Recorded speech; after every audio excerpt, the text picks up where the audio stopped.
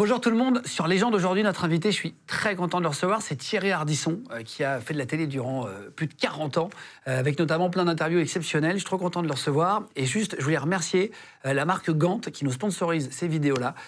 Voilà, c'est la marque de mon pull, par exemple, du pantalon, des chaussures aussi qu'on porte. En tout cas, merci à eux. Je vous mets le lien en cliquable sous la vidéo si vous voulez voir tous les polos, tous les pulls, tous les vêtements qu'ils font. C'est vraiment très stylé, moi j'adore. Je vous mets le lien cliquable sous la vidéo. Et si vous voulez faire comme eux, communiquer au début de nos émissions. Vous avez une société, vous avez besoin de communication, vous pouvez communiquer avec nous. Il suffit juste de m'envoyer un mail avec votre numéro de téléphone dedans à partenariat, au pluriel, @legendegroup.fr. Le mail s'affiche en bas de l'écran. Et c'est parti pour l'émission avec Thierry Ardisson qui nous a promis vraiment de répondre à toutes les questions que je voulais. J'en ai préparé beaucoup. C'est parti. Bonjour, c'est Thierry Ardisson sur Légende. Je suis très fier d'être là, d'être invité. Je vais vous raconter ma vie que j'ai ratée en fait. Parce que je voulais être écrivain et je suis devenu animateur de télé.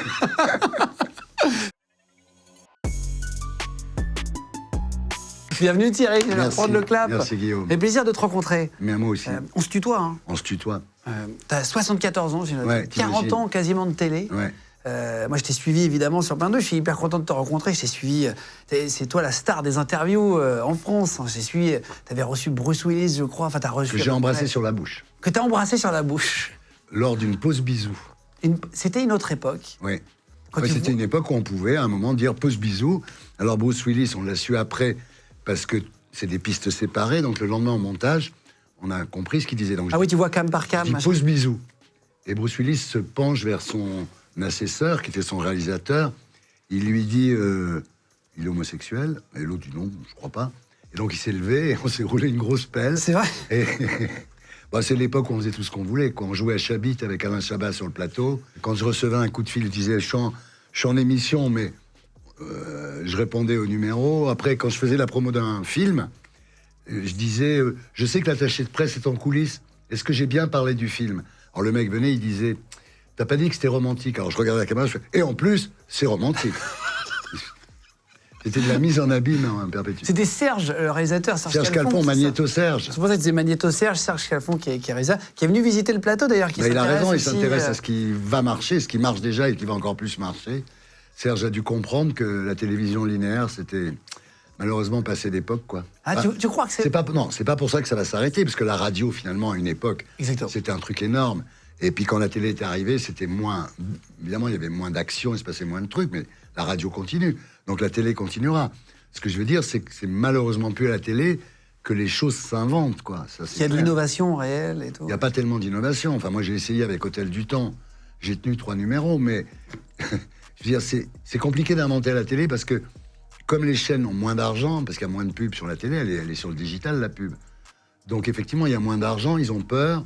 Et comme ils ont peur, ils prennent pas de risques. Alors, c'est que quand tu vois... Quand ça va mal, c'est fige, exactement. Mais là, ils sont tétanisés, ils sont sidérés, ils n'achètent plus d'émissions. C'est là qu'il faut redoubler d'efforts, c'est là qu'il faut essayer d'être inventif. Oui, c'est là qu'il faut inventer, parce qu'on dit toujours, par exemple, il n'y a pas de jeunes qui regardent la télé. Mais je vois pourquoi ils la regarderaient. C'est-à-dire que, en fait, la télé ne s'intéresse pas à eux. Pourquoi est-ce qu'ils s'intéresseraient à la télé? Si c'est pour regarder des programmes de vieux, les jeunes ne vont jamais y aller. Enfin, tu vois. Ça t'a changé de mindset, t'as changé d'opinion en quelques années par rapport à ce que... Tu vas me raconter, c'est très intéressant. Oui, j'ai changé sur la... Enfin, en tous les cas, c'est pour ça que j'ai fait Arditube et Ardivision, on va en parler. C'est justement parce que j'ai compris que c'était plus à la télé que ça se passait. Ça n'empêche pas de faire des émissions. Je fais une émission avec Hugo Clément qui va être formidable, là. Il vient, tiens, on l'embrasse dans quelques C'est un mec formidable. Mais si tu veux, effectivement, moi, j'ai eu la chance de faire ma carrière à une époque où tout ce qui nous passait par la tête, on le faisait, quoi. Arditube, c'est ta chaîne YouTube. Ouais. Ça s'appelle INA, espace Arditube. Je vous mets le lien en cliquable sous la vidéo si vous allez le retrouver. Tu mets, en fait, c'est un replay de toutes tes émissions de l'époque. La carte Arditube, en fait, c'est classé, non pas par émission, mais par genre. Donc, tu as star internationale, star française, témoignage, humour, variété.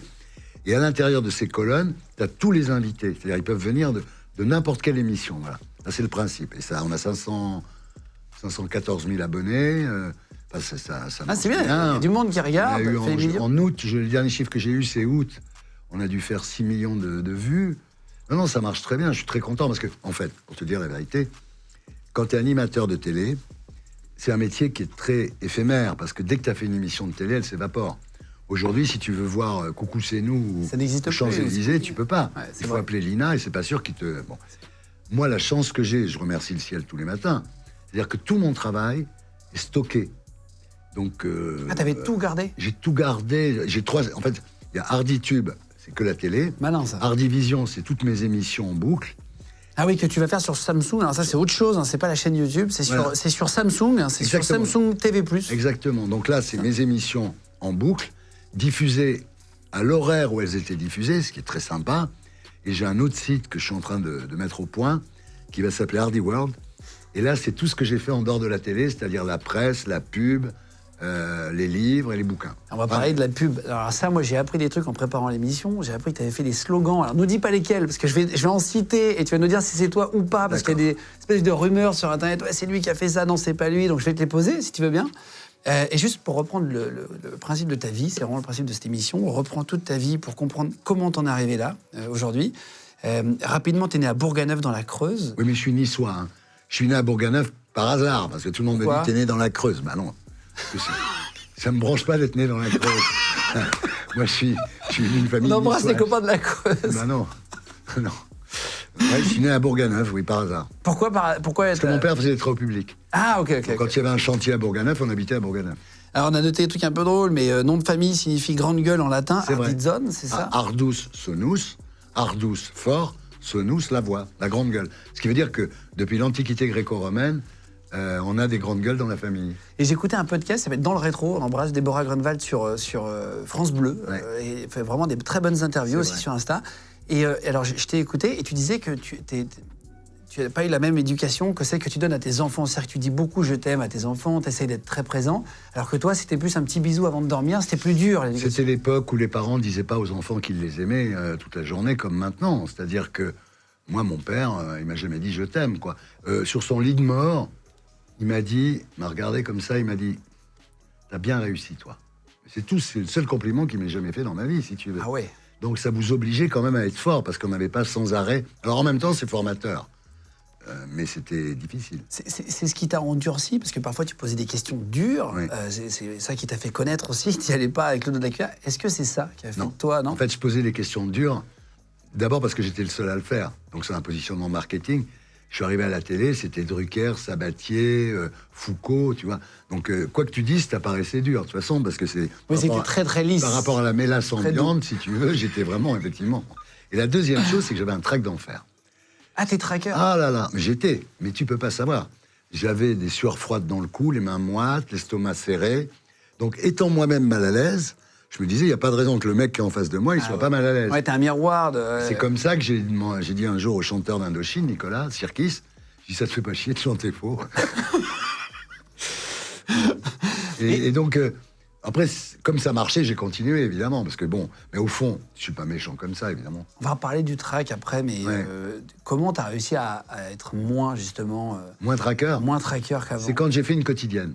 Quand j'ai fait Rive droite, Rive gauche, qui était une émission culturelle sur Paris Première, je me suis dit, mon garçon, avoir le trac une fois par semaine, c'est déjà désagréable, mais là, tu vas l'avoir tous les jours.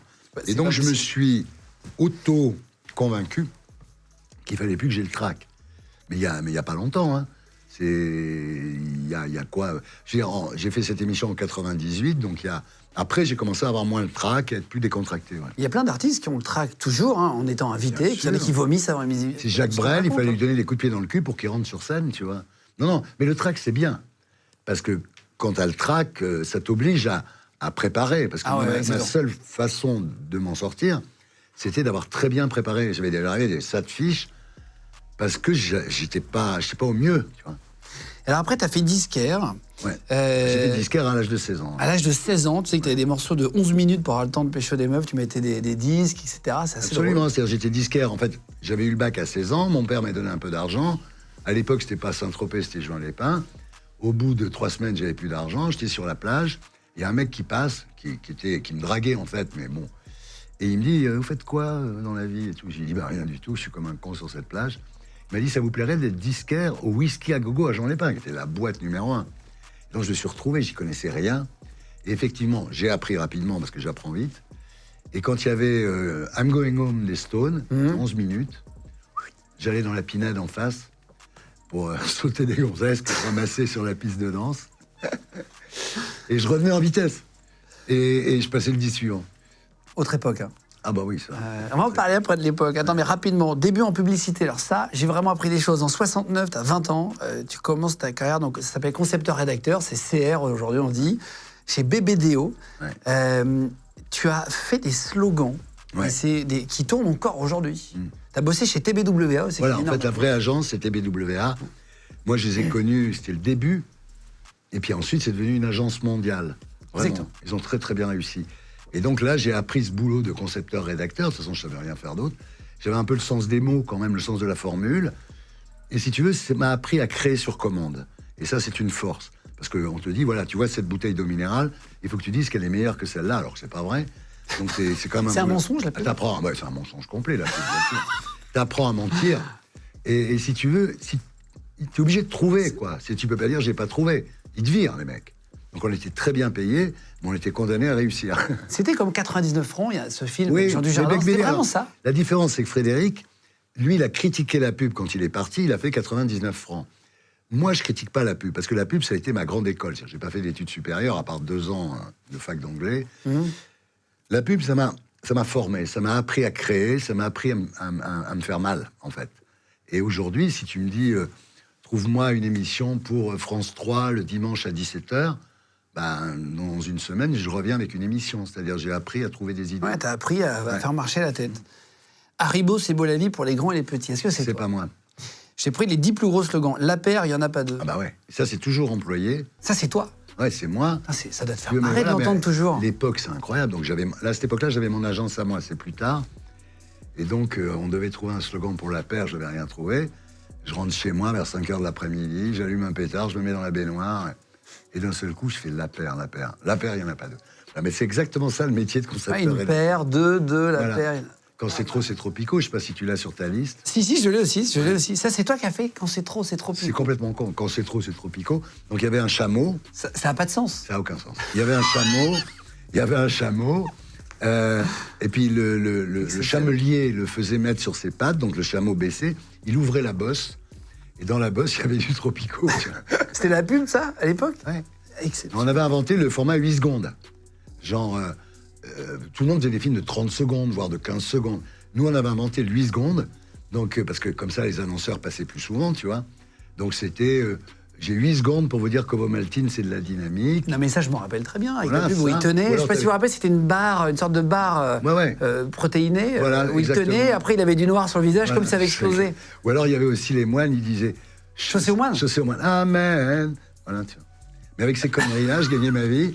Quand tu avais trouvé un truc comme ça pendant 3 mois, tu étais une énorme star. Ah, c'est vrai, parce qu'il disait, ah ouais, c'est lui qui a pensé. C'est payé, voilà, mais c'est quand même lui qui a trouvé la paire, il n'y en a pas 2, tu vois, c'était... Donc tu gagnais plein de blé, tu bossais pas beaucoup à part ça, mais au bout d'un moment, tu te dis, à force de vendre du yaourt, j'ai du fromage blanc dans la tête, donc j'ai essayé de passer à la télé, quoi. Incroyable. Ouais, ça rapportait beaucoup à l'époque. C'était vraiment une vie de faste avec, dans 99 francs, il était évidemment sur des trucs un peu négatifs. Oui. Il y avait vraiment beaucoup de drogue. C'était vraiment cette époque-là. Absolument. On fumait des pétards toute la journée au bureau. Et on était des espèces de... On nous enfermait dans des bureaux, puis il fallait qu'on trouve des idées, quoi. Waouh. Mais bon. C'était une bonne période de ta vie, quoi. Ouais, c'est une bonne période. Surtout que je vendais un peu de shit aux commerciaux de l'agence, donc je me faisais encore plus d'argent. Ça rigole en régie d'ici, j'adore. En 70, alors il y a eu des hauts et des bas dans la vie, mais ça qui est intéressant pour comprendre aussi l'humain et comment t'en es arrivé là. Tu te maries à Christiane Bercognon, et tu découvres qu'elle te trompe un peu après. Oui, il y a une... disons, c'est pas qu'elle me trompait, c'est que j'étais en concurrence avec un autre mec qui était beaucoup mieux que moi. Et donc j'étais flippé, c'est là que je me suis fait une tentative de suicide. Il y avait 2 raisons, en fait. Il y avait le fait que Christiane... rechignait à venir s'installer avec moi à Paris, parce que nous, on est du Sud. Et puis, il y avait aussi, je voyais la montagne devant moi, et je me demandais comment j'allais arriver en haut. Et... Parce que tu n'avais pas d'argent, tu J'avais rien, je connaissais personne. J'étais tout seul. À Paris? À Paris, je connaissais pas un chat. Et donc, je me suis dit, comment tu vas arriver en haut? Et à ce moment-là, j'ai une espèce de... J'ai craqué, quoi. Je me suis ouvert les veines, bon, je m'en suis sorti de justesse. J'ai fini à l'hôpital et ensuite chez un psy. Et le mec me dit, vous en faites pas, monsieur Ardisson, on va vous rendre normal. Ah, j'ai dit, non, mais attendez, moi, je veux pas devenir normal. Moi, j'ai surtout pas envie de devenir normal. Et après, j'ai trouvé un autre échappatoire, qui était la drogue. Je me suis accroché à l'héros pendant 3 ans. Et là, si tu veux, j'ai pensé que c'était la solution, parce que T'as plus envie de manger, t'as plus envie de baiser, t'as plus envie de travailler. Ça coupe tout. Hein, ça coupe tout, l'héroïne. C'est une espèce de nirvana en poudre. C'est-à-dire, tu prends ça et... Enfin, tu prends pas comme ça, tu le prends comme ça. Et sauf qu'au bout d'un moment, tu te rends compte que tu as pris un médicament et que tu as accroché au médicament. Et là, je m'en suis sorti. C'est sans doute ce que j'ai fait de plus dur dans ma vie, parce que... Sortir de l'héros. Ouais. Parce que si tu veux, la plupart des mecs avec qui j'étais, soit ils sont morts du sida, soit ils sont morts d'overdose. Et moi, je suis parti en Californie. Parce que là-bas, je savais pas où il y en avait. Je dis pas qu'il y en avait pas, mais moi, je savais pas. Donc j'ai passé 6 mois en Californie, mais j'étais vraiment... Avant la télé, ça, c'était. Hein. C'était avant la télé. C'était en 75, 76. Et donc j'ai passé plus de 3 mois là-bas à essayer de me reconstruire. Et quand je suis revenu à Paris, c'était l'époque du Palace, donc je pensais à autre chose. Je faisais des fêtes avec Lagerfeld et Saint-Laurent, donc j'avais complètement oublié, si tu veux. Mais ça a été un... Et c'est pour ça que je dis aux jeunes tout le temps, touchez pas aux opiacés, quoi. Vraiment, c'est un truc, c'est un gros piège. Tu vois, t'as vu aux États-Unis les opioïdes. Ah, ça détruit physiquement. Oui. On a montré parfois sur les gens sur Instagram des filles qui changent de visage. Jamais. Tu peux faire tout ce que tu veux. Bon, je suis pas contre la drogue a priori, mais tout ce qui est opiacé, tu peux pas t'en sortir. T'es dans le piège, quoi. Ouais, ça te détruit. Ah ouais. Je vais te citer des drogues. Tu vas me dire si t'as déjà fait ou pas. Oui. On fait souvent fait ou pas fait. De la bœuf, tu m'as répondu. Ah bah, de la bœuf, oui. Poppers. Oui, bien sûr. Protoxyde d'azote, les ballons. Non, jamais. Ça me donne une idée. J'ai jamais. C'est pas ce que je voulais. J'ai jamais essayé ça. Faut évidemment pas en prendre. Bien ça, entendu. C'était revenir en arrière, mais on dit voilà, champignons hallucinogènes. Ah bah oui. Quand j'étais à Bali en 74, on avait une maison au bord de la plage. Le matin, on se réveillait, on prenait les motos, on allait de l'endroit où on était jusqu'à la ville, quoi, la petite ville, et on mangeait des champignons, des omelettes aux champignons hallucinogènes. Et tu voyais vraiment des trucs ? Ah ouais. Non, mais c'est vrai, c'est comme le LSD, il faut dire les choses, quoi. Je ne conseille pas d'en prendre. Enfin, c'est vrai que ça t'ouvre l'esprit. Tu vois des trucs ? Ouais, vraiment. C'est fou. Non, ça, c'est pas rien. Ecstasy ? Oui, bah, ça, c'est une drogue de jeune, mais j'ai essayé aussi. Cocaïne ? C'est pas mal. Cocaïne aussi, oui. Mais cocaïne, c'est pas trop mon truc parce que ça m'énerve. Et puis, il faut en prendre tout le temps, tu vois. Puis tu bois, tu fais une ligne, tu bois, tu finis à la fin, t'es mal. Non. Mais j'ai arrêté. À part les pétards, j'ai tout arrêté. Et LSD, oui, LSD, kétamine ? Kétamine, pas encore, tiens. Non, il t'en reste plus que 2 sur la liste. tu vois, essaye de dire ça à la télévision. Ah non, bah oui, non, mais évidemment. Pourquoi j'en fais plus ? Il y a la drogue du zombie, tu as vu, non, mais ça, le fentanyl, là. Tu bouges plus. Puis tu as des bouts de chair qui s'arrachent et tout, là. Et le crack ? Non, jamais. Bah voilà, le crack, c'est ce genre de truc. Alors ça. Ah ouais, où ça te détruit les dents. Non, je crois que tu perds même tes dents. Non, mais voilà, il y a des trucs, faut pas. Voilà, il y a des trucs qui sont des drogues récréatives. Faut pas tout sur la liste, hein, au cas où. Oui, il vaut mieux pas en prendre. Mais en même temps, il y a des choses qui sont récréatives. Puis tu as des choses qui te tuent. Oui, c'est exactement ça. Merci de ta franchise, en tout cas. Bah, écoute, moi je dis la vérité, parce que j'ai toujours demandé à mes invités de me répondre franchement. Donc quand on me pose des questions. Maintenant, tu réponds ? À une époque, les journalistes arrivaient chez moi, ils disaient oui, dis-moi Thierry. Toi, tu poses des questions insensées à tout le monde. À quel âge tu t'es fait enculer pour la première fois ? Et là, je disais à 18 ans, mais ça m'a pas plu, j'ai arrêté. Ce qui est la vérité. Mais si tu veux, j'étais obligé de répondre. Ils essayaient de te... Oui, mais c'est normal. Les mecs disaient, ils jouaient à Ardisson. Ah bah oui. Ils interviewaient Ardisson en disant, je vais faire comme Ardisson. Il y a cette espèce de revanche où tu dis, ah ouais, t'as fait le malin pendant des années avec tout le monde, tu vas répondre. Tiens maintenant. Et voilà. On fait ça avec nos invités, souvent le CV ou le CV de l'amour. Âge du premier baiser, est-ce que tu t'en rappelles ? Oui, ça doit être 12-13 ans, quoi. Premier je t'aime. Bah, c'est cette fameuse Christiane qui voulait pas de moi. On a quand même... J'ai fini par l'épouser, on a passé 10 ans ensemble. Ah, c'est vrai ? Après ta tentative de suicide, ça a duré ? En fait, quand elle a vu que je m'étais suicidé pour elle, elle s'est dit, je suis con. Le mec, il se suicide pour moi. C'est qui m'aime. C'est qui m'aime. Il ne faut jamais faire de tentative de suicide non, pour jamais. quelqu'un. Au final, tu t'en rends compte plus tard, c'est que ça va aller. Non, mais moi, en plus, je m'étais ouvert les veines, j'avais trempé la main dans la baignoire. Vraiment, je voulais mourir. Tu vois. Elle est revenue, elle devait pas revenir, elle est revenue. Si j'étais pas revenu, je serais pas là en face de toi. Tu vois. Wow. Ouais. Âge de la première fois. Oh, bah pareil, 13-14 ans, quoi. On avait un copain, j'habitais à Avignon à l'époque. J'avais un copain qui nous prêtait un appartement. Mais c'est pas des... Je sais pas, j'ai pas des souvenirs extraordinaires. Après, c'est devenu beaucoup plus drôle, parce qu'à l'époque hippie, disons, pour résumer, là, c'était les communautés sexuelles. Donc, si tu veux, c'est quand même beaucoup plus rock'n'roll. Ah oui, c'était vraiment plus rock'n'roll à l'époque. Ah bah ça, oui. C'était les... Tu vois, t'étais dans une soirée, puis il y a un mec qui partait avec une fille, et puis le lendemain, il partait avec une autre. Enfin, je veux dire, c'était C'était du communisme sexuel. Ah, c'était du communisme. Oui, tout était à tout le monde. Ta première fois avec un homme, c'est à 17 ans, c'est ça? Oui, ben c'est ça, oui, ça m'a pas... Le mec m'a raté. C'est-à-dire c'est-à-dire que ça m'a pas plu du tout, quoi. Ça m'a fait mal, ça m'a pas plu. Donc j'ai pu... Tu sais, c'est toujours pareil, quand tu mets les doigts dans la prise et que tu prends le courant, tu recommences pas, quoi. Donc c'est comme les rats c'est comme les rats de laboratoire quand ils prennent le courant.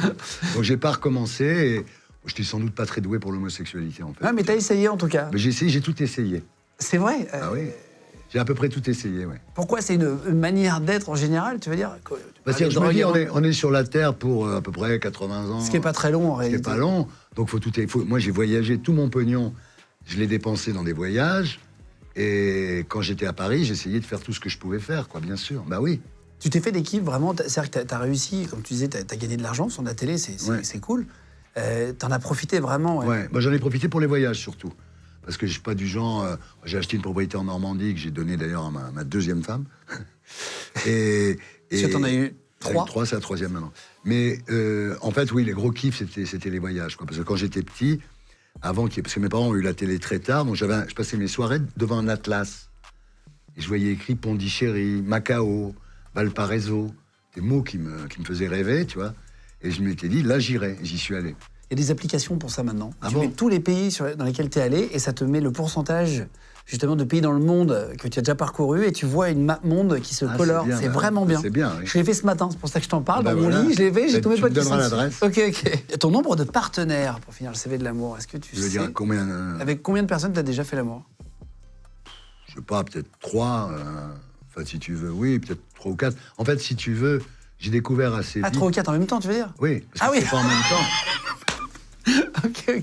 Non, je parlais en totalité. Ah oui, j'ai posé Alors, j'ai posé... Je me disais, il est en train de me prendre pour un con. J'ai posé cette question à Michel Blanc. Et je lui ai dit, avec combien de personnes t'as fait... Mais exactement, c'est sur... Avec combien de personnes t'as fait l'amour? Et puis, je lui dis, en même temps, évidemment. Il me dit, oui, j'avais compris. Donc, 3-4 en même temps pour Oui, toi. oui. Plutôt romantique ou brutal? C'est une question. Non, je suis romantique. Non, en fait, je suis... T'es un mec romantique? Oui, j'aime l'amour, j'aime aimer. J'aime la tendresse. Je suis pas macho. Tu vois, ça me plaît pas. T'es plutôt doux, finalement. Plutôt doux, oui, je suis plutôt bon garçon. Le lieu le plus insolite? Bah, c'est la pinède de Jean Lépin. Qu'est-ce qu'il y a de mieux, si tu veux, que la pinède de Jean Lépin devant le whisky à gogo? Est-ce que t'as déjà payé pour une relation? Ah ouais, quand j'étais plus jeune, on payait à l'époque. Il y avait des prostituées dans les rues, on payait, mais c'était super débandant parce que tu montais, les filles n'étaient pas toutes terribles, elles te commençaient par te dire une phrase terrible. Bon, je vais te faire ta petite toilette. Rien que ça, déjà. Bon. Et après, tu peux payer tout de suite avant? Ah ouais, c'est... Ouais. Alors, si tu bandais encore après, tu pouvais essayer de la baiser, mais enfin, si tu veux, c'est vraiment des tue-l'amour, ça, vraiment. Et est-ce que ton plus grand fantasme, on le demande à tout le monde, est-ce que tu as un truc que tu n'as pas pu réaliser? Mon plus grand fantasme, c'est le film de Stanley Kubrick qui s'appelle Eyes Wide Shut. Je trouve l'univers absolument extraordinaire, quoi. Je trouve, voilà, c'est ça. Intéressant. Il t'est arrivé une histoire un jour à New York avec l'héroïne, justement. Tu en as parlé à un de mes auteurs. Qu'est-ce qui s'est passé là-bas? C'est-à-dire, quand tu décroches de l'héros, je te jure, c'est la fin du monde, quoi. Vraiment. Tu veux dire la descente, le bas? Oui, les Américains disent avoir un singe sur le dos, monkey on my back, tu vois. C'est vraiment, t'es pas bien, mais vraiment pas bien du tout. Et j'étais dans une chambre d'hôtel, au Chelsea Hotel, évidemment. Et je voulais me balancer par la fenêtre, quoi. Et c'est ma première femme qui m'a retenu. Et j'étais vraiment... T'étais suicidaire, en fait. Non, mais c'est insupportable. C'est insupportable. Et on le voit très bien, il y a 2 séries qui ont été faites sur les opioïdes. Il y a Dopsic et Painkiller sur Netflix. Quand tu regardes Dopsic, tu comprends ce que c'est. Mais vraiment, c'est la série qui explique le mieux les opioïdes, et donc l'opium, l'héros et tous les dérivés. C'est-à-dire que t'as le Toubib qui est joué par Michael Keaton. À un moment, il y a un mec qui lui vendait, qui était un représentant de commerce de la firme qui vendait les opioïdes. Et il vient le voir, il dit excusez-moi, enfin ils discutent gentiment. Et là, le Toubib le regarde, il lui fait t'en as? Et là, tu comprends que le mec, il a décroché, qu'il est Toubib, qu'il s'est accroché, qu'il a décroché. Et que quand il voit un mec, t'en as là? Non, mais c'est... Incroyable. Non, mais c'est vraiment... On a du mal à imaginer ce que c'est qu'une descente, un Ah, mais bad, c'est- lorsqu'on n'a jamais pris de drogue. En fait. Il faut écouter Cold Turkey de John Lennon. Ok. Ouais. Le seul truc qu'on connaît, c'est Cold qu'on... Turkey, en fait, c'est la crise, c'est quand tu décroches, on dit que tu es la phase du Cold Turkey. Cold Turkey, ok. Pour parler de la télé, t'es arrivé en télé en 1980 avec un scandale avec Yannick Noah. Ouais, en fait, Je savais pas. c'est la première fois où je suis passé à la télé, c'est-à-dire je faisais une série dans Rock et Folk qui s'appelait Descente de police, où on interviewait les stars comme si elles étaient des repris de justice. En fait, c'était ma première interview formatée, c'est-à-dire que j'avais transformé l'interview en interrogatoire. Ok. Et quand je faisais l'interview, c'était aussi cool que nous deux. Bien sûr. Et après, on le réécrivait du genre, tu vas parler, connard. Tu vois, bon, c'était réécrit façon flic. On était 2 flics, en fait. On n'était pas des interviews, on était 2 flics. Et donc, Noah, on fait une interview comme ça, gentiment, et puis... C'était une superstar du tennis à mais l'époque. C'est le seul Français qui a gagné Roland Garros. Ah, c'est fou. Et donc, je lui dis, mais tu fumes des pétards? Il me dit, ouais, bien sûr, je fume des pétards. Et tu prends de la coke? Il me dit, non, mais Pecci en prend. C'est son principal concurrent. Et puis nous, on réécrit ça un peu violent. Et puis le journal sort fin août, il n'y avait pas d'actu. Comme c'était Rock et Folk, Noah s'est dit, ça n'aura pas... Tu vois, c'était pas le Figaro. C'était petit. Et il s'est dit, ça n'aura pas de conséquences. Sauf qu'il n'y avait pas d'actu. Et là, d'un seul coup, c'est devenu booming. Le sujet. Le sujet du jour, Noah fume des pétards. Je suis convoqué au journal de TF1. Et à ce moment-là, le ministre de la Santé, il s'appelait Bonnet, je crois, il dit, mais c'est pas vrai, Noah a jamais dit ça, c'est Ardisson qui a tout inventé. Et là, j'ai fait un coup de bluff magnifique. J'ai dit, écoutez, ce que j'ai sorti, c'est rien par rapport à ce qu'il m'a raconté. Donc si vous continuez à me faire chier, je vais sortir le reste. J'avais rien, évidemment. Si vous continuez à me faire chier, je vais sortir le reste. Non, c'était pas extraordinaire que Noah fume des pétards, si tu veux, mais à l'époque, ça avait fait un scandale. Ouais. Ça, c'est ma première apparition à la télé, mais ça, c'était au début des années 80, et j'ai vraiment fait de la télé 85, quand Marie-France Brière, qui dirigeait les variétés à TF1, m'a dit, cette série-là, Descente de police, fais-le-moi pour la télé. Sauf que je pouvais pas aller devant les stars en leur disant, tu vas parler, connard. Ouais, bien Elle sûr. m'a dit, mais tu te démerdes. On l'a fait, et je me souviens, un jour, il y avait un chanteur qui s'appelait Yves Simon, et on faisait l'interview dans une chambre d'hôtel. On lui a mis la tête dans la baignoire. Tu vas parler, connard, mais tu vas parler. Et on lui a brisé 2 côtes. Après, il y avait Karen Cheryl. C'est quand même une autre époque. J'avais c'est un ça. tesson de bouteille. J'avais cassé une canette de croc. J'ai dit, tu vas parler, oui. Elle essaye d'attraper. Elle s'ouvre la main. Mais non. Ça, c'était dans Descente de police. Descente de police. L'émission s'appelait Descente de Mais police. oui, c'est sur Arditube. Elle va voir, elle appelle le patron de la chaîne parce qu'il se trouve qu'elle travaillait, Karen Cheryl, à l'époque, dans une émission qui s'appelait Vitamine. Elle appelle le patron de la chaîne. Oui, Ardisson, pour votre émission, il m'a ouvert la main. Enfin, tu vois, puis ça a été arrêté. Non, il y a eu, je sais pas, 5-6 numéros. Un jour, j'ai demandé à Jeanne Masse si elle était clitoridienne, vaginale Toujours plus. ou anale. Et là, si tu veux, les mecs ont dit, bon, ça va. Tu vois, même si on pouvait dire beaucoup de choses, il y avait un moment où c'était quand même tout Ah much. ouais. Ça t'a porté préjudice quand même, juste à ce moment-là, parce qu'après, ça a fait un peu ta marque de Je m'en fabrique. foutais, mais tu peux pas savoir. Tu sais, moi, j'ai accumulé 2 rébellions. Moi, j'ai eu 19 ans en 68, donc déjà, on s'est quand même révolté contre le système, même si on n'était pas des grands révolutionnaires.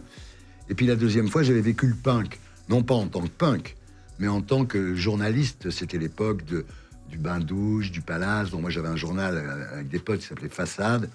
Et donc, j'avais vu ces 2 rébellions successives. Donc quand je suis arrivé à la télé, je n'avais rien à faire de rien. Vraiment. Ouais, c'était La première pareil. chose que j'ai fait, c'est... J'ai dit à Gainsbourg, qui pourtant choquait la terre entière, j'ai dit, mais Serge, avec tout ce que tu t'es envoyé, t'avais pas peur que le petit Lulu soit un peu mongolo? Ah ouais. Et là, Gainsbourg, il m'a regardé. Où ils l'ont trouvé, celui-là, tu vois? C'était... À l'antenne. Et les gens ont dit, c'est un très mauvais animateur, mais ouais, il a un culot insensé. Et à l'époque, donc tu pars à Scoop à la une, Voilà. TF1. Scoop à la une, c'était en même temps Descente de police, c'était hard. Scoop à la une, c'est la version gentille, le dimanche après-midi. Parce que c'est quand même là que j'ai sorti ça à Gainsbourg. Ah, c'est dans cette émission-là? Oui. C'est Catherine Barma qui produisait. Ah, heureusement. Et il paraît que t'as eu un malaise le jour de la première. C'est-à-dire, j'étais tellement traqueur que le jour de la première, donc j'étais dans une loge, on tournait ça au POPB à Bercy, et tout était prêt. Je dis à Catherine, j'y vais pas. Elle me dit, enfin, ça va pas. Je dis, non, Catherine, j'y vais. Dis-leur que j'ai le cancer, c'est quand même con. Parce que si Tu leur as dit ça? Oui, j'ai dit à Catherine, dis-leur que j'ai le cancer. Mais elle me dit, Thierry, quand t'as le cancer, c'est pas un truc, tu peux pas mourir tout de suite, tu vois, donc à la limite. Et elle m'a donné un coup de pied au cul, j'y suis allé, et je me souviens, c'était Henri Salvador, et on a pris le bon dans une prise et le jour dans l'autre, tellement j'étais à chier, quoi. T'as commencé à bosser quand avec Laurent Baffy, exactement? Laurent Baffy, un jour, il m'appelle pour une émission qu'il faisait à la radio.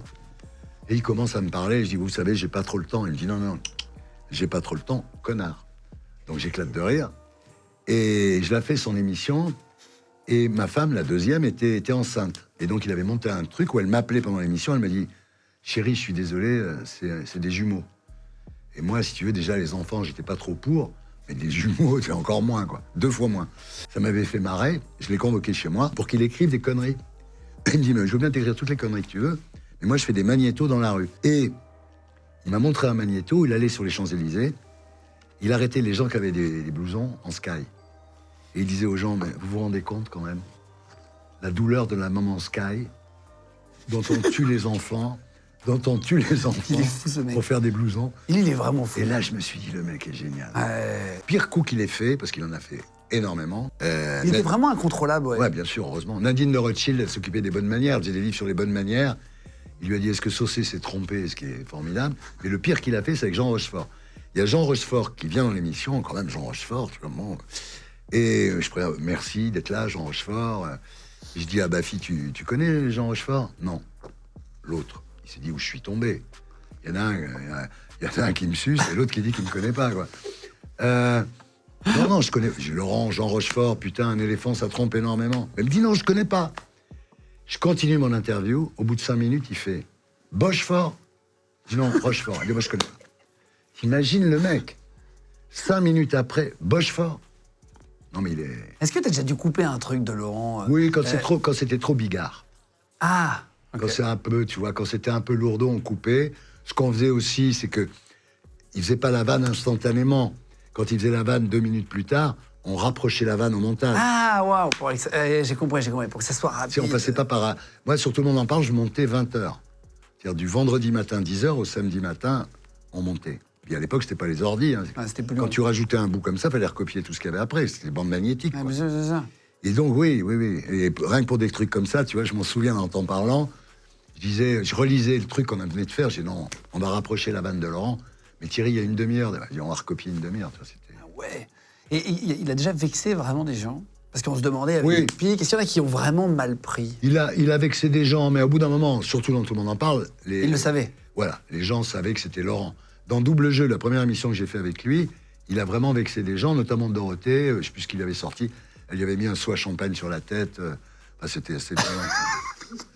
Il y a plein de rumeurs sur toi avec 40 ans de télé. Je les ai notées, je vais te les poser, tu me dis si c'est vrai ou pas, d'accord?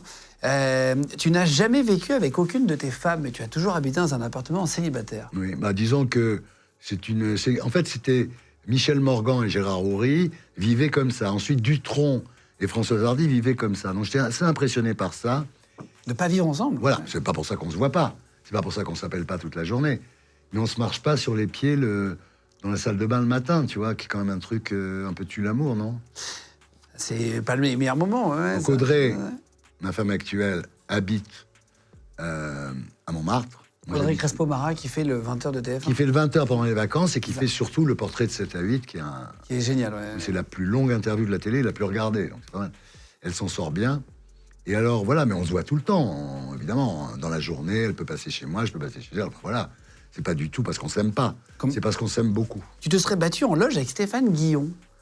Je me suis pas battu en loge, mais ça a failli, parce qu'il est allé raconter à la télé que quand je faisais des interviews comme Le Terrien du samedi 20h, qui était extrêmement émouvante, où après avoir fait chier tout le monde, j'ai découvert l'empathie et la compassion, et j'avais les larmes aux yeux à la fin, il était allé raconter sur une chaîne concurrente qu'on me mettait des fausses gouttes. Non, mais... C'est vrai? Ouais. Non, mais c'est immonde.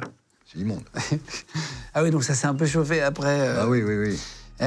Alors, la plus grosse rumeur sur toi, ça a été que tu faisais boire tes invités en loge. C'est pas une rumeur, ça.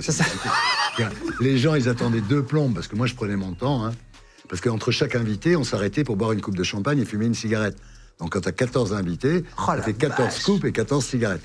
Et donc, les gens, ils étaient en loge, et on leur filait tout ce qu'ils avaient. Si vous voulez, de la vodka, du whisky, du champagne. Tu savais que ça serait des meilleurs invités en plateau. Et après, ils arrivaient sur le plateau, un peu comme ça. Et il y a un jour, j'étais en train d'interviewer, je sais plus qui, et j'entends dans l'oreillette Catherine qui me dit « Bec BD peut pas rentrer sur le plateau. » Je dis « Non, mais enfin, il peut pas rentrer. » Tu vois, enfin, il peut pas rentrer. Elle me dit « Non. » Je dis « Enfin, il a qu'à se démerder. » Elle me dit « Non, il est couché dans son vomi. » Mais non, je vois pas. Il est pas venu. Il est venu la semaine d'après, il est tombé sur Marc-Édouard Nab qui l'a dézingué. Il aurait mieux fait de rentrer ivre mort. Ah, ça allait jusqu'à là, en loge. Ah ouais, les mecs se torchaient quand ils arrivaient, c'était...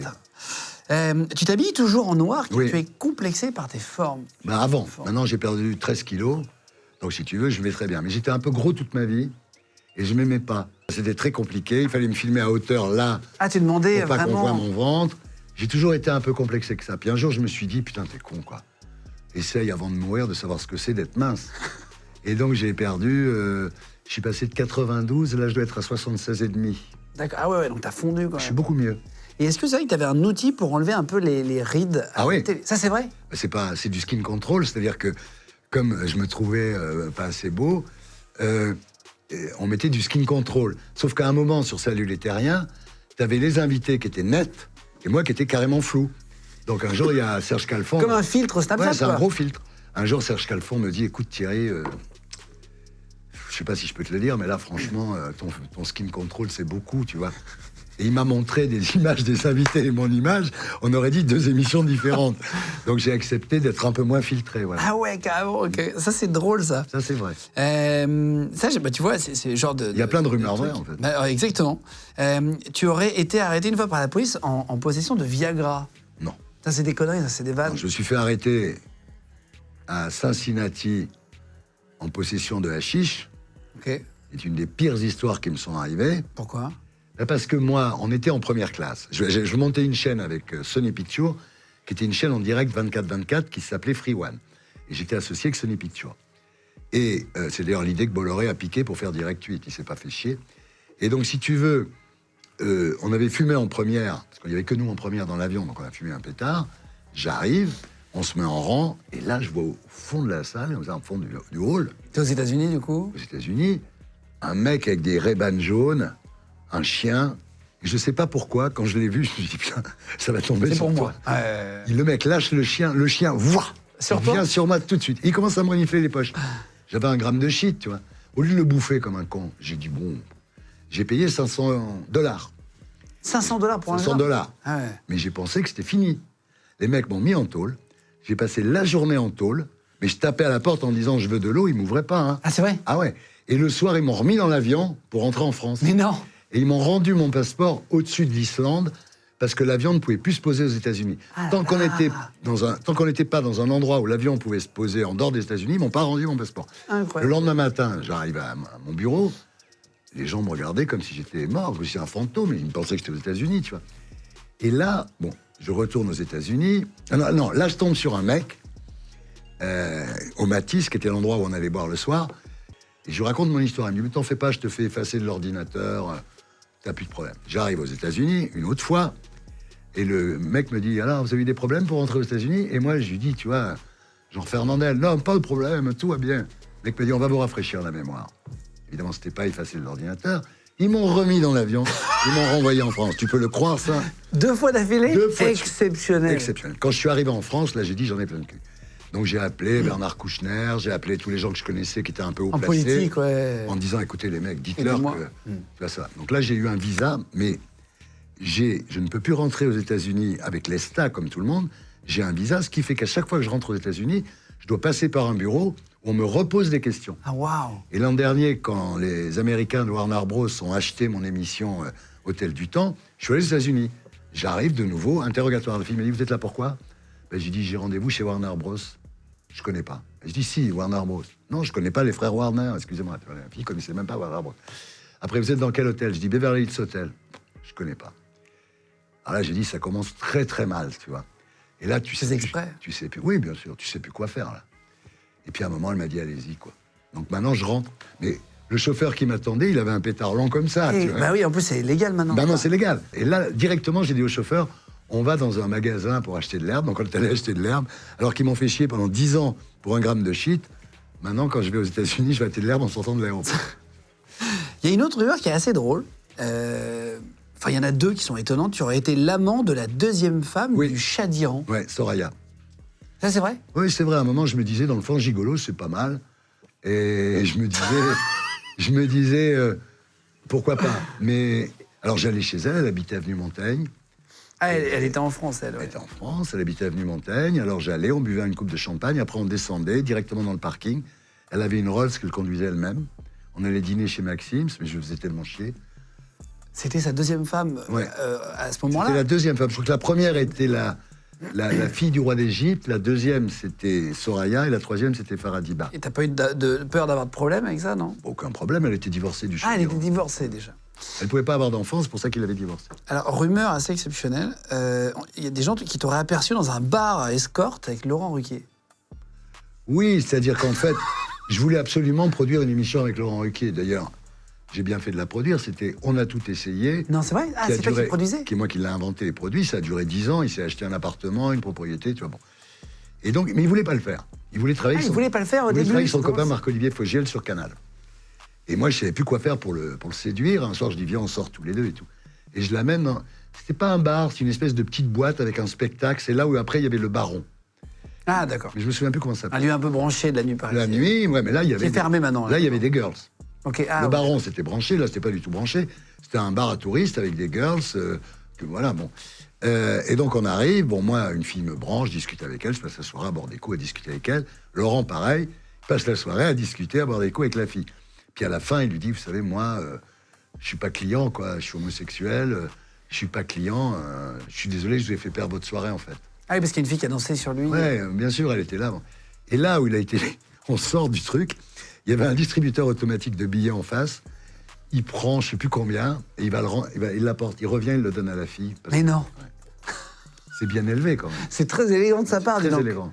Et c'est grâce à cette soirée que t'as Après, il a fait réussi. l'émission et il n'a pas regretté parce que c'était un énorme succès. Ouais. Oui, ça a été un de ses plus gros cartons. Oui, bon, on faisait 20% de part de marché tous les soirs. Ouais. C'est quoi l'émission que tu as préféré faire, toi, en tant qu'animateur, maintenant qui a du recul? L'émission que j'ai préférée, Ouais, où tu t'es c'est le Paris plus- dernière.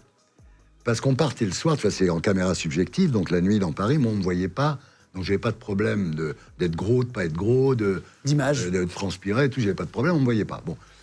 Et alors, on commençait vers 9h du soir dans un bar d'hôtel avec des prix Goncourt. Ça commençait très chic, et ça se terminait à 3h du matin dans des boîtes de partous. Et donc, c'est une espèce de dérive nocturne, si tu veux. C'est comme si... Enfin, on passait vraiment une nuit à Paris, quoi. Et moi, j'ai interviewé des mecs qui baisaient, hein, en disant « Nous, les libertins » et tout. Le mec, il répondait aux interviews, mais c'est sur YouTube. Hein. Et nous, les libertins, machin, c'était au Cléopâtre. Dans les Paris dernière, on a fait des trucs de fou. On est allé visiter des fabriques de poupées gonflables, on est allé visiter tout ce qu'on pouvait. On faisait ce qu'on voulait. Ça te permettait de faire ce que tu avais envie de faire. Oui, voilà. C'est peut-être l'émission où j'ai fait le plus ce que j'avais envie de faire, ouais. On parle souvent des succès et des échecs. J'en Beaucoup ai dans les eu. podcasts américains, c'est assez intéressant pour comprendre aussi. On sûr. apprend avec les échecs. Bien sûr. Est-ce que toi, tu as eu un échec professionnel où tu t'es dit plein. vraiment, j'aurais pas dû faire cette émission ou cette chose? J'en ai eu plein. J'ai fait une émission qui s'appelait Autant n'emporte le temps. Alors le principe, écoute bien, c'était des invités du présent, mais aussi du passé et aussi du futur. Donc dans la même émission, tu pouvais avoir Louis XVI, n'importe quel chanteur que tu voudras, Danny Briand, et puis après il y avait le fils que Jane Birkin aurait pu avoir avec Bernard Tapie. Tu vois. Donc il y avait un comédien qui jouait le rôle du fils de... Et c'était... C'était nul. J'en ai fait qui n'ont pas duré longtemps, mais qui étaient formidables, comme Hardimat, où je disais, si vous regardez pas l'émission, je tue le chien. Donc j'avais un chien, et j'étais comme ça, je vais tuer le chien. Et il y avait François Rollin, qui était mon assistant, qui disait, Thierry, l'audience baisse. Je dis, bah, je vais tuer le chien. Et un jour, il y a Corti qui enlève, patronne, c'est moi, c'est pas le chien. Philippe Corti, qui était DJ et qui est comédien aujourd'hui, qui tourne. Ouais, je l'adore. C'est vraiment...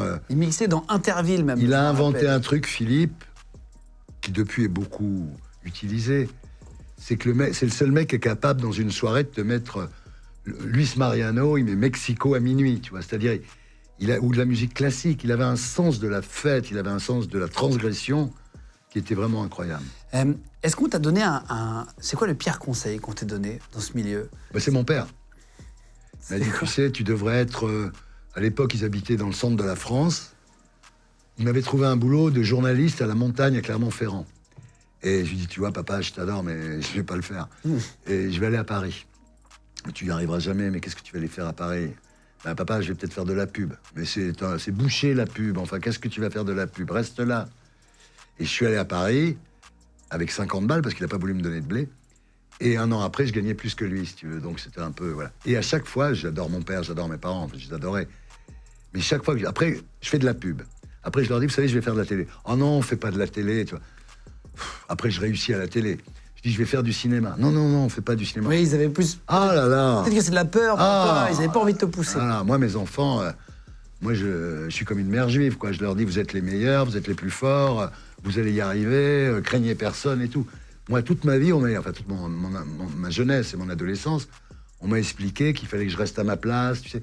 C'est la mentalité catho, il faut être où on est, il faut accepter, parce que de toute façon, c'est après qu'on ira au paradis. Donc quand on est sur Terre, c'est pas la peine de trop vouloir de choses. Et puis, comme on nous explique dans cette religion, les derniers seront les premiers. Qui peut croire ça? Je suis catholique, hein. Ouais, mais c'est ça. Grand amour pour Jésus-Christ. Mais la religion catholique, les conneries qu'on te raconte quand t'es petit, putain, c'est dur. Est-ce que tu as déjà été, on va reparler des enfants juste après, mais c'est assez intéressant, tu te rends compte après, parfois avec le recul, est-ce qu'à un moment donné, tu as pris la grosse tête, où tu t'es dit, tiens, peut-être que j'étais un peu déconnecté des réalités? Disons qu'il y a eu, à l'époque de Tout le monde en parle, j'avais pas la grosse tête, mais j'étais autoritaire. Je voulais, moi je sais ce que je veux, hein. J'étais un peu autoritaire, je prenais pas assez de temps pour les autres. Ce qui leur arrivait, leur vie, leurs problèmes, Après, ça a été. Il y a une époque, à Tout le monde en parle, où j'étais un peu trop selfish et un peu trop autoritaire, voilà. Mais j'ai pas fait non plus des trucs incroyables, hein. Non, mais tu dis, ouais, dans le comportement, Non. tu t'es rendu compte Oui, après, tiens, j'aurais peut-être dû m'occuper plus de tes collaboratrices, collaborateurs. Oui, je me suis dit, t'as pris un peu le melon, quoi, si tu veux, tu vois. Mais comme je me suis fait virer à chaque fois, le melon, ça passait vite. C'est un métier où à la fois faut de l'ego, c'est assez bizarre, et en même temps il n'en faut pas, parce Bien que sûr. tu fais tout le temps. Déjà, il n'en faut pas, parce que quand tu interviews quelqu'un, c'est de lui dont on parle. Donc ton ego, tu le mets un peu, voilà.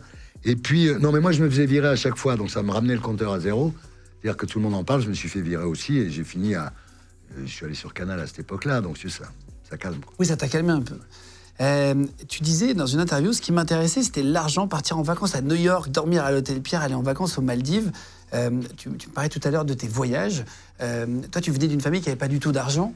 Tu as pu te payer les trucs dont tu rêvais. Mais c'est tout à fait ça. On n'avait pas d'argent. Quand mon père me ramenait de Chamonix à Annecy, où j'étais pensionnaire chez les curés, on avait une Dauphine. On n'avait pas une DS-19. On passait devant des propriétés avec des allées d'arbres. Et là, j'en ai acheté une à la fin.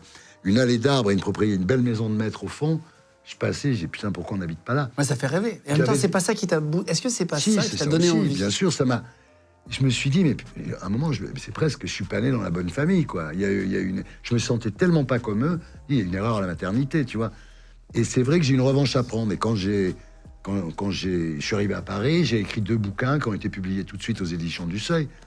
Et je me suis dit, putain, si t'es écrivain professionnel, tu pourras pas aller à l'hôtel Pierre à New York en Concorde, tu pourras pas aller aux Maldives, tu pourras pas aller aux Seychelles ou n'importe où. Et donc j'ai retourné ma veste, comme disait Gainsbourg, elle était doublée de Vison, j'ai fait de la pub. Et effectivement, après j'ai écrit des livres, j'ai fait 2 best-sellers à 100 000 exemplaires. Mais si tu veux, c'était pas mon métier, c'était un hobby. J'ai pas eu le courage de devenir écrivain professionnel. C'est-à-dire que peut-être que j'avais aussi le sentiment que j'étais pas Solzhenitsyn, tu vois, j'avais pas un message à apporter à l'humanité non plus, tu vois. Avec cette notoriété énorme à un moment donné, est-ce qu'on t'a déjà reconnu dans un endroit un peu insolite, un peu drôle, où t'étais... Dans les boîtes d'échangistes, hein, c'est quand j'allais à la rue. Et là, moi, je sais pas, aux chandelles, les mecs arrivaient, ils sonnaient, ils disaient, il est là, Ardisson. Le mec disait, non, attendez, il est pas là tous les jours non plus. Tu vois. Ah, t'y étais pas pour les tournages, t'y allais... Ah oui, après j'y suis allé pour le plaisir. Évidemment. Ouais, écoute, on a qu'une vie, chacun fait sa vie. Et oui, du coup, ça te posait des problèmes. Au bout d'un moment, tu pouvais plus vivre même ta sexualité normalement. Maintenant, de toute façon, je peux rien faire. Hein. En plus, ma femme est connue, elle fait le journal télévisé. Donc, si tu veux. Tu parlais des enfants. Ouais. Tu en as combien? 3. Tu en as 3 aujourd'hui.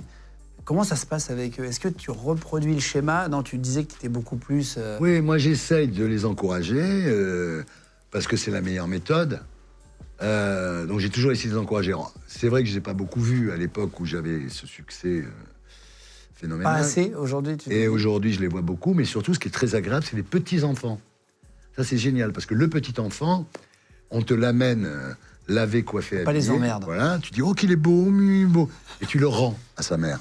Donc ça, c'est pas mal. Tu fais pas les nuits. Ouais, tu fais rien. De toute façon, Il j'ai paraît jamais qu'on- fait beaucoup les nuits. moi. Il paraît qu'on aime plus ses petits-enfants que ses Bien enfants. sûr, bah C'est ce oui, que tous parce les que- grands-parents disent. L'amour, il est décuplé encore. Ah mais ouais, moi, je prends beaucoup de plaisir. Écoute, tu le croiras pas, mais tous les dimanches, à midi, je fais un déjeuner avec ma fille, son mari et mes petits-enfants. Ah, trop marrant. Et je suis très heureux. Et c'est une discussion qu'on a de temps en temps avec des amis à droite à gauche, ou les parents d'amis en fonction de l'âge exact. Mais souvent, quand tu as une vie où tu n'as pas eu trop d'argent au départ, où tu as eu des parents sévères, est-ce qu'après tu achètes beaucoup de choses à tes enfants dont tu rêvais toi? Tu vois, Ouais, des moi, jeux que je tu ne leur pouvais ai- pas te payer. Je leur ai offert une propriété en Normandie. Ils ont été élevés dans une propriété en Normandie qui est plutôt pas mal, avec des poneys, avec des animaux, avec... tu vois, ils ont eu exactement moi qui passais devant ce genre de propriété Dont tu en parlais disant avant. pourquoi j'habite pas là. Eux, ils y ont habité. Voilà, c'est ce que j'ai fait pour eux, évidemment. Et est-ce qu'après, ça les ramollit pas? Si. Je dis souvent à mon fils, qui réussit très bien, mais je lui dis, t'as pas la haine.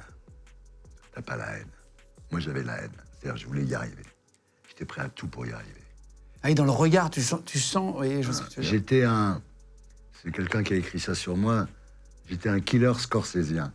C'est-à-dire que j'étais prêt à tout pour y arriver. J'ai pas heureusement pas eu à faire des choses inracontables.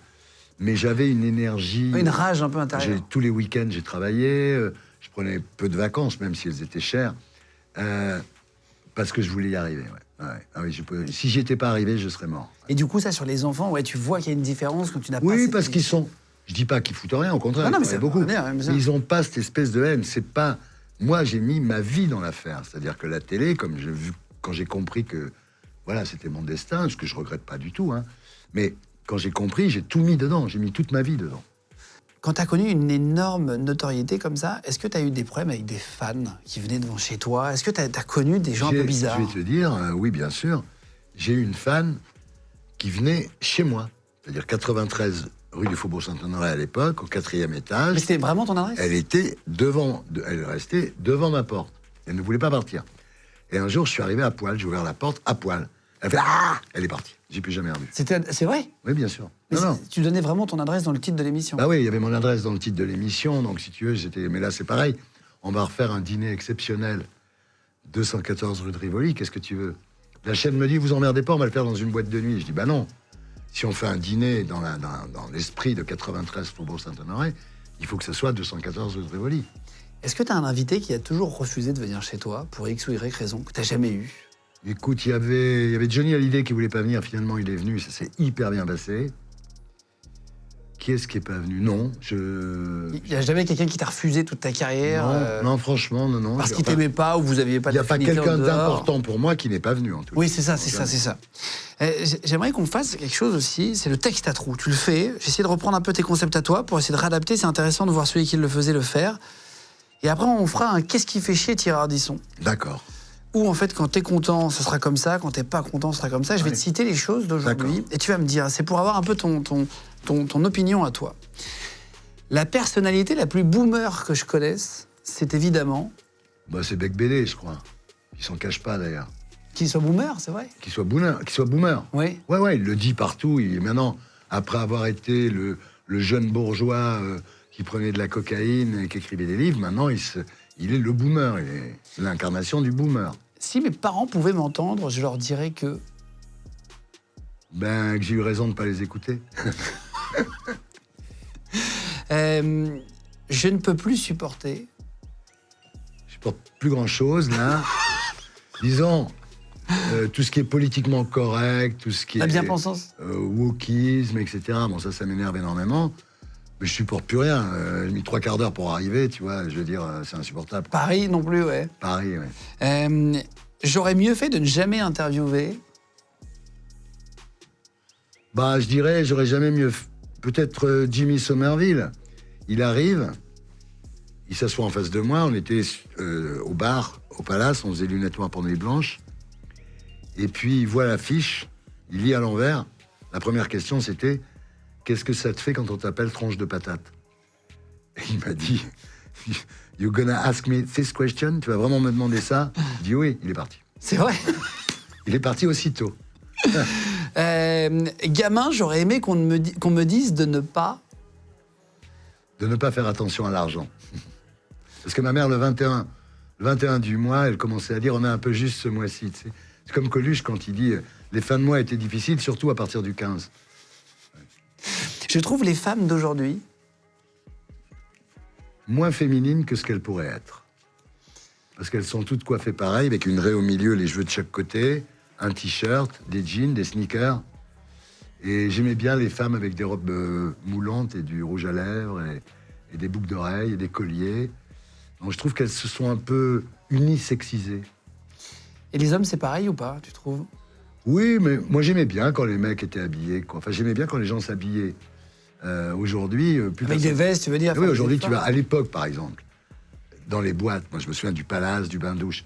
Les gens s'habillaient pour sortir. Ils avaient trouvé au puce, t'es pas obligé d'être riche. Ils avaient trouvé une robe insensée au puce. Ils avaient trouvé. Aujourd'hui, tu vas dans une boîte, les mecs, ils sont en jean et en t-shirt. Tu vois, c'est. Je suis pas sûr que ce soit un truc bien, ça.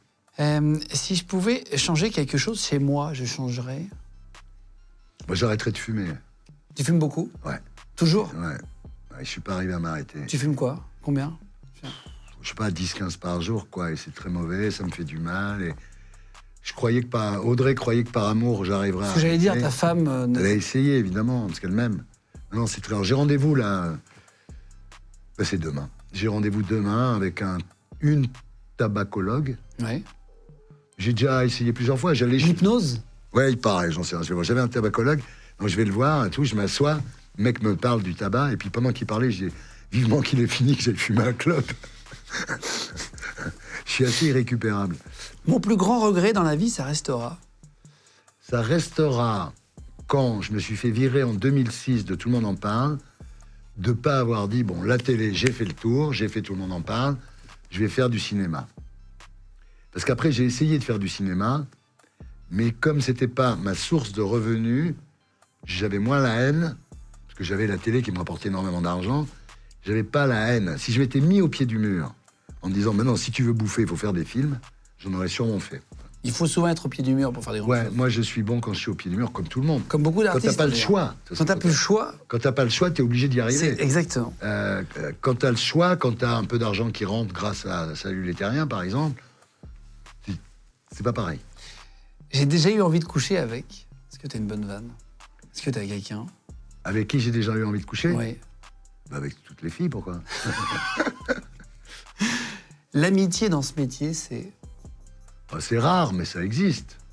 Tu vois, on parlait de Laurent Baffy. C'est vraiment ton ami? Bah ouais, on a fait la guerre ensemble. C'est comme quand t'as fait la guerre avec quelqu'un. Tu vois, Laurent, je le connais par cœur, il me connaît par cœur. Corty, c'est un pote, puis j'ai d'autres amis, évidemment. Mais c'est vrai que, pour en citer un que les gens connaissent, Baffy, on est vraiment amis. La télé actuelle, aujourd'hui, c'est quoi ton opinion honnêtement, sur ce que tu vois? Est-ce que tu trouves que c'est plus lisse qu'avant? Est-ce que tu trouves que c'est mieux qu'avant, justement? C'est quoi ton opinion à toi? Bah, mon opinion, c'est que la télé est un média déclinant. Donc, si tu veux, effectivement, c'est moins marrant. Il y a moins d'argent. L'argent va sur le digital. Donc, les chaînes sont très économes. Elles sont beaucoup moins audacieuses. Tu sens vraiment une différence par rapport à... Il n'y a qu'à regarder les programmes. Et en plus, il y a un truc, c'est que... Moi, j'aimais bien le direct. Oui, Ce qui me manque le plus, c'est le direct. Oui, puis tu sais quoi, ils ont acheté plein de programmes américains, même sud-coréens, en ce qui concerne Masked Singer et tout ça. Donc, les producteurs comme moi, là, je vais faire Jean-Louis Coff, mais les petits producteurs, il y en a plus. Des gens qui créent, qui inventent, qui créent des nouvelles émissions, il y en a plus, mais il y en a très peu. Ouais, quasiment. Aujourd'hui, c'est des grosses boîtes de prod qui vendent des formats internationaux. Oui, qui rachètent des formats. Voilà, oui, vendent. c'est ça. Donc, si tu veux, il n'y a plus cette créativité qu'il y avait, quoi. Donc, la télé aujourd'hui, je dirais, moi, j'en fais toujours avec beaucoup de plaisir. On fait une émission avec Hugo Clément. On prépare cette émission et je suis très content. Mais, vraiment. Mais, disons que c'est pas comme avant, quoi. Il n'y a plus cette espèce d'énergie qu'il y avait, quoi. C'est plus là où ça se passe. Je pense que ça se passe sur le digital. C'est marrant parce que je vais te parler de Squeezie, Ouais. que tu avais reçu à l'époque. Ouais. C'était en 2017, si je ne dis pas de bêtises. Et à l'époque, tu n'avais pas cette opinion du digital qui était positive comme... Absolument, mais quand tu réussis très bien à la télé, qu'est-ce qui va t'emmerder à faire du digital? C'est qu'après, j'ai compris effectivement que c'était l'avenir. C'est pour ça que j'ai fait Harditube et puis Hardivision, puis d'autres choses. Et c'est vrai qu'aujourd'hui, c'est là que ça se passe. Quand tu vois que Squeezie fait 10 millions de vues avec un format qui a été inventé en 1955 par Jacques Antoine, De quel format tu parles, là? Attends. Un format où il y a 3 personnes, il y en a 2 qui disent la vérité, un qui dit un mensonge. C'est un truc qui est vieux comme mes robes. Mais... Oui, c'est des formats... Il arrive à faire 10 millions de vues avec ça, tant mieux pour lui. C'est comme le jour où je lui ai dit, tu gagnes 500 000 € par an en regardant des jeux vidéo. Il a cru que c'était une critique. Mais c'est pas une critique. Et putain, c'est super, tu vois. Il l'a mal pris. Et aujourd'hui, quand je vois ce qu'il fait, je me dis, le mec, il est très fort, parce que faire 10 millions de vues sur un truc chez lui, sans décor, avec des plans de grâce derrière, enfin, vraiment, pourrable. Après, ce qui est impressionnant, je trouve, sur le digital, tu vois, c'est ce qu'il a fait et qui est très, très bien réussi. Le GP Explorer, Ouais. tu as vu cette course au Mans, là, Non, mais je dis pas qu'il est mauvais. Ah non, mais... Je dis simplement que la preuve que ça se passe sur le digital, c'est que Squeezie fait 10 millions de vues. Alors qu'à la télé, quand tu fais 2,5 millions de téléspectateurs, t'es content, tu vois. Et est-ce qu'à l'époque, parce que t'as eu ce petit côté condescendant quand même, tu l'as fait des vannes. Tout à fait. Et est-ce qu'après, on t'a dit, en loge, je sais pas, est-ce qu'il y a des gens qui t'ont dit, ah, t'aurais peut-être pas dû, parce que c'était une erreur, je pense. Oui, les gens m'ont dit, tu vas passer pour un vieux, tu vas passer pour un boomer, coupe-le. Ah, ils te l'ont dit? Bien sûr. Mais moi, je l'ai pas coupé, parce que c'est vrai que j'étais un peu condescendant. La vérité, quand on regarde la séquence, c'est pas aussi clair que quand je la raconte. Mais... disons que c'était pas franchement méprisant, voilà, faut être sérieux. C'était pas, il a très mal pris, mais c'était pas franchement méprisant. J'ai aucun mépris pour lui, évidemment. En fait, c'est tout le milieu, je pense, du digital, c'est dit, tiens, la télé nous snob, et je pense que c'est une sensation que, même moi j'ai connue au début, quand je disais à des animateurs télé, moi j'ai eu le cul entre deux chaises, dans ce métier. C'est très bizarre. Oui, j'étais à la fois sur M6, sur Énergie, sur les anciens médias, et en même temps sur le QG, on a fait une émission digitale. Donc du coup, j'ai vécu un peu les deux mondes. Et je sais que quand mes collègues de télé de l'époque, quand j'ai dit que je partais sur le digital pour faire ça, ils me regardaient un peu de haut. C'est une vérité. Mais oui. Et en fait, finalement, on peut arriver à être épanoui et heureux, et à faire des choses géniales que tu as peut-être pu vivre en télé, toi, à l'époque. Moi, en télé, j'ai fait des... Vraiment, je me suis régalé. Toi, t'as vécu des choses incroyables. Tout ce que j'ai voulu, ce qui est déjà pas mal. C'est vrai que j'ai pas calculé le digital parce que j'en avais pas besoin, c'était pas là que ça se passait. Maintenant, si demain je devais faire une nouvelle émission, je la ferais peut-être sur YouTube, tu vois. Si j'arrive à la monétiser, parce que quand même, bah non, mais tout le monde en parle, ça coûtait quand même 200 000 balles par semaine, tu vois. Donc, sur le digital, 200 000 balles par semaine, je suis pas sûr que ça existe. Après, c'est juste des plateaux peut-être différents. Après, la technologie permet de coûter moins cher. Moi, j'aime bien les danseuses, j'aime bien les lumières. Voilà, il y a ça aussi. Tant que tu fais des émissions comme ici dans un studio très agréable, mais relativement petit, c'est possible. Si tu dis, je veux 15 girls qui descendent l'escalier... oui, c'est plus la même manière de produire, non. peut-être pour que ça soit rentable, quoi. Oui. Mais en tout cas, c'est marrant d'avoir ton opinion. Moi, je pense à la télé, pardon, mais la télé, pour moi, c'est pas de la radio filmée, quoi. Donc, c'est pour ça que j'ai toujours voulu des choses spectaculaires, machin, parce que c'est autre chose. Souvent, là, les gens considèrent la télé, on met 4 personnes autour d'une table, ils discutent, c'est une émission. On voit ça toute la journée. Ça, c'est pas de la télé, c'est de la radio. Est-ce que tu regardes aujourd'hui, on parle de Squeezie, mais il y a plein d'autres créateurs aujourd'hui qui ont tous les âges, d'ailleurs, des créateurs qui ont vraiment des très jeunes, des moins jeunes, etc. Est-ce que tu regardes parfois ou tu consommes pas parce que t'as pas le temps ou... Je regarde quand je lis sur Pure Média que Inoxtag fait 8 millions de vues, bah, je vais voir quel est le mec qui fait 8 millions de vues et comment il fait, c'est normal. Mais c'est pas du tout méprisant, mais à chaque fois, je me dis, bah, putain, ils ont du pot, quoi. De pouvoir faire 8 millions. Avec ça, parce que tu le mettrais en télé, tu ferais 250 000 personnes maximum. Tu vois. Ah oui, oui. Question de médias.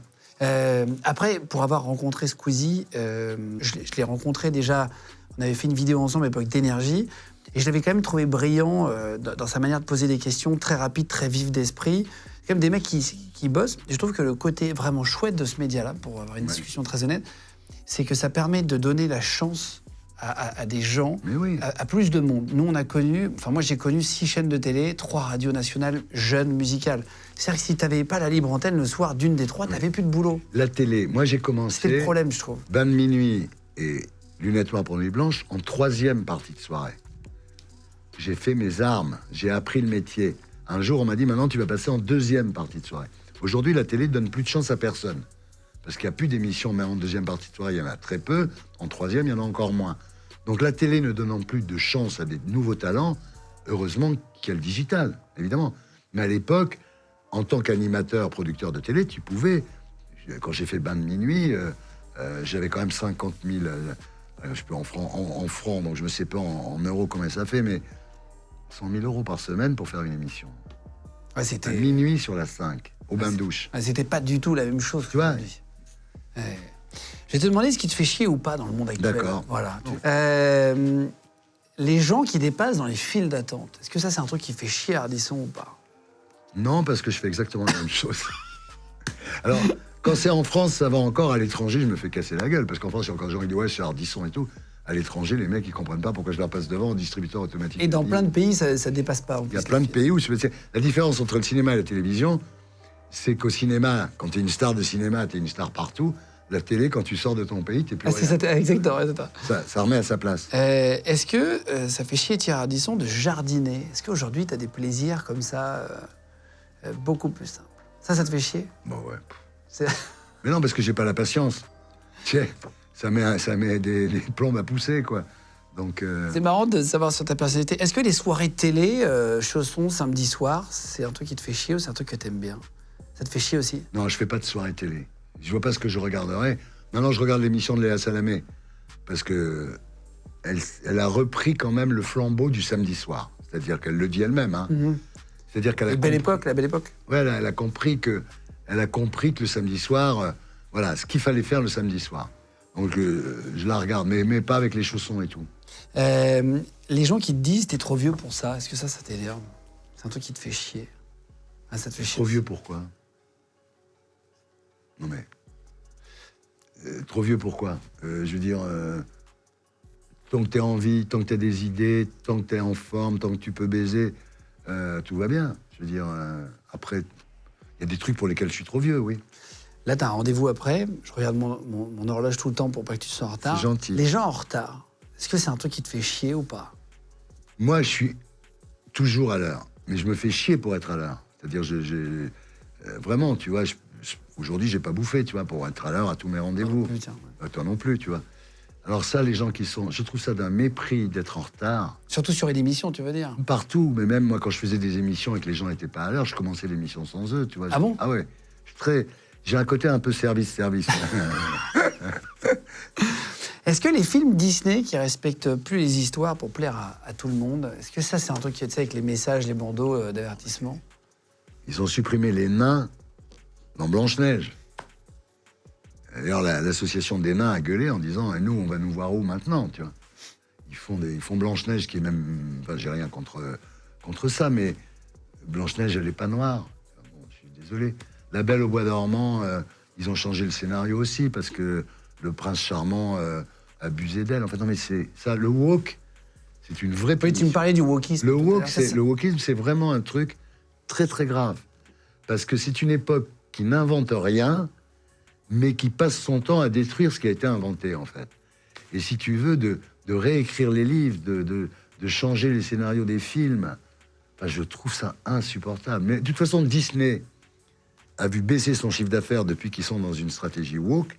Et j'ai vu qu'ils ont rappelé Bob Iger. Le patron a été viré, non, je crois? Oui, ils ont repris le vieux patron pour pour que ça remarche. Ah oui.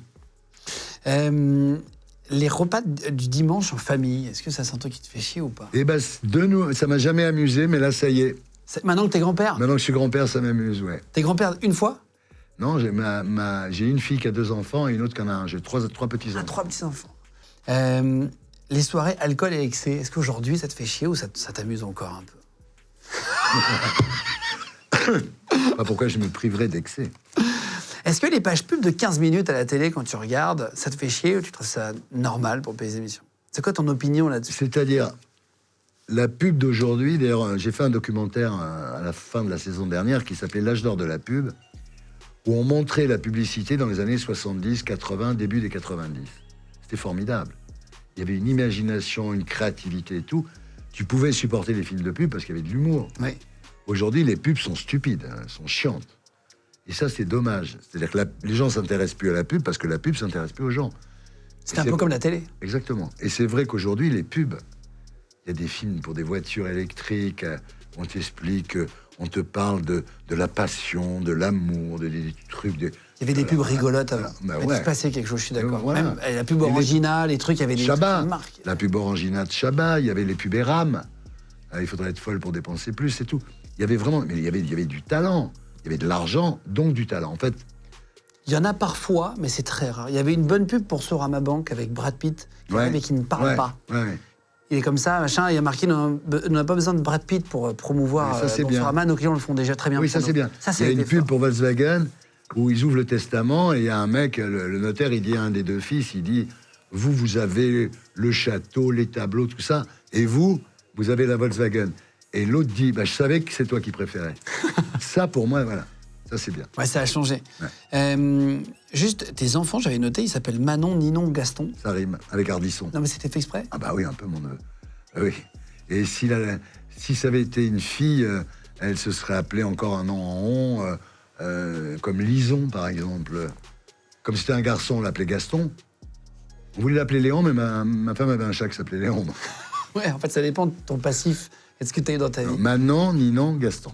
Tu me disais, tes enfants sont fiers de toi aujourd'hui, de ta Bah, carrière, ils te le je l'ai disent. su il n'y a pas longtemps, oui. Dans une interview? Oui, je fais une interview, puis le mec, pour me faire une surprise, c'est ma fille qui dit, tu sais, papa, on te l'a jamais dit, mais on est vraiment fiers de tout ce que tu as fait, c'est vraiment incroyable. Et là, je me suis mis j'avais les larmes aux yeux, quoi, parce qu'ils me le disent jamais. Si c'est tes petits-enfants qui te le disent, ce sera encore plus fort. Ah, mes petits-enfants, mais ça va être autre chose, ça. Et pour terminer, maintenant, tu es en couple pour la 3e fois. Enfin, tu t'es Oui. remarié une 3e fois avec Audrey Crespo-Mara, donc qui présente le JT sur TF1, donc tu sais, pendant les vacances, et le portrait de 7 à 8. Comment vous êtes rencontrés? Écoute, je l'ai vu à la télé. Je regardais LCI, parce qu'à l'époque, tu étais sur LCI, et je la trouve, mais... Je me rappelle très bien quand Je collectionne les tableaux de Domergue. Et elle avait une gueule de Domergue. Je dis, c'est un Domergue vivant. Je l'appelle, j'appelle sur un fixe, rien. 15 jours après, on me rappelle, parce que n'écoutait pas la messagerie du fixe.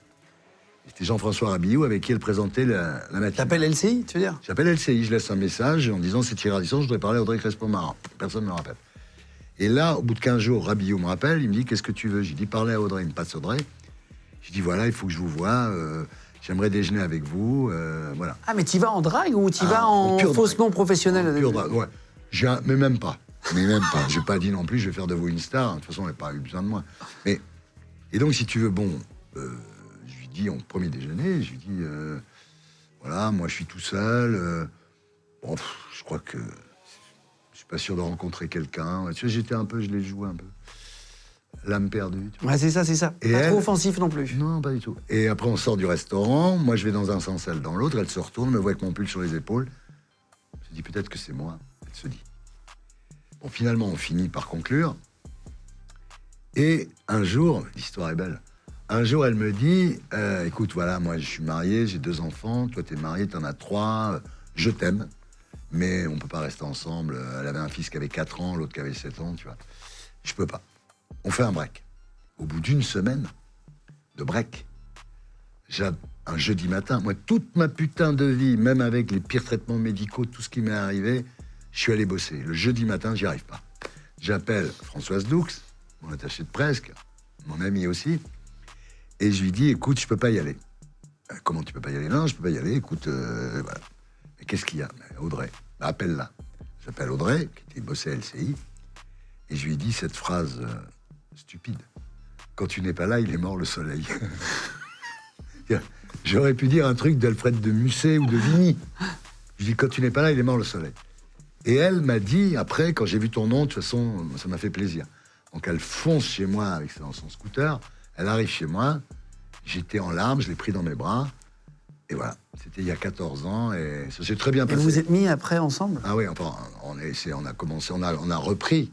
Après la semaine de break, soi-disant. On dirait des ados. Ouais, exactement. Un break. Moi, j'avais 60 ans déjà, quand même. et après, ça s'est très bien passé avec les enfants, qui n'ont pas souffert. Enfin, en tous les cas, le petit qui avait 4 ans. Oui, c'est le plus important. Oui, c'est très bien. Ils vont tous très bien. Il y en a un qui est footballeur professionnel dans l'équipe de France Espoir. Ah bon? Et qui a marqué un but, d'ailleurs, qui joue à Southampton. Et l'autre qui est à l'école hôtelière de Lausanne. Donc, si tu veux, je crois pas que ça leur ait nuit à ces gosses. Incroyable. Et vous étiez en couple tous les deux à l'époque? Il fallait avoir le courage. Elle a divorcé tout de suite, Audrey. C'était vraiment... un mois après, tu avais divorcé. Une femme, quand elle sait ce qu'elle veut, ça va très vite. Ah ouais, c'est ce qu'elle veut. Oui, bon, on s'est rencontrés. Moi, c'est mon grand amour. C'est-à-dire, c'est pas... J'étais marié 2 fois avant, j'aimais mes femmes, mais elle, c'est différent. C'est mon grand amour. Juste pour terminer sur ta vie actuelle, aujourd'hui, donc tu as plusieurs projets. On va les rappeler dans 2 secondes. Qu'est-ce qui te manque ou qu'est-ce que tu as envie de faire que tu n'as pas encore fait? À part le cinéma, peut-être? Oui. Ça, c'est un truc qui t'exciterait? Oui, parce que j'ai des pitchs. Mais c'est pas une bonne idée d'avoir des pitchs. Parce que quand tu es un producteur qui a un pitch, ça marche pas. Il faut être un réalisateur, parce que le producteur en France, c'est un mec qui est juste là pour réunir le pognon. Le producteur en France n'est pas créatif. Enfin, c'est pas lui qui a les idées de films. Moi, j'ai des idées de films, des idées de séries. Donc après, il faut le vendre à des scénaristes qui te disent, écoute, je t'aime bien, mais moi, j'ai mon idée à moi, je vais pas faire la tienne. Bon, et ainsi de suite. Et puis après, quand tu fais le film, j'en ai quand même fait 2, quand tu fais le film, il y a une loi, la loi de 67, qui donne tout pouvoir au réalisateur. Donc moi, il y a un film dont j'avais eu l'idée, que j'avais financé le premier jour du tournage. La réalisatrice me dit, ciao, bonsoir. Je dis quoi? À partir de maintenant, c'est moi. J'ai même pas eu le droit de choisir la musique. C'est vrai? Alors que je suis disc-jockey. Et un grand disc-jockey. Et donc, si tu veux, non, j'aurais dû, en fait, ce que j'aurais dû faire, mais bon, c'est trop tard, c'est quand j'ai été viré en 2006 de France Télévisions. Au lieu d'essayer d'être producteur, j'aurais dû faire Paris Dernière, le film. Voilà.